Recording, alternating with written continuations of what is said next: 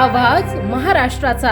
नमस्कार, मी सुद्धा संध्या लाईव्ह मध्ये आपलं सगळ्यांचं स्वागत। कुंभमेळा प्राधिकरण अध्यक्ष यांच्या बनावट सहीने तब्बल 70 कोटी रुपयांचे कंत्राट मिळाल्याची धक्कादायक प्रकार समोर आला आहे।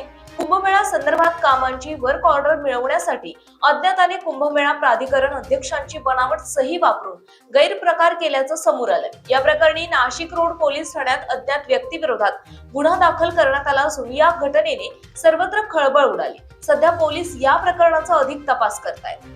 मिळालेल्या माहितीनुसार या प्रकरणामध्ये अज्ञाताने बनावट सहीद्वारे 35 कोटी रुपयांचे 2 वर्क ऑर्डर तयार केल्याची माहिती आहे। मात्र कुंभमेळा प्राधिकरण अध्यक्ष प्रवीण गेडाम यांना आपली सही नसल्याचे लक्षात आल्यानंतर हा प्रकार उघडकीस आला।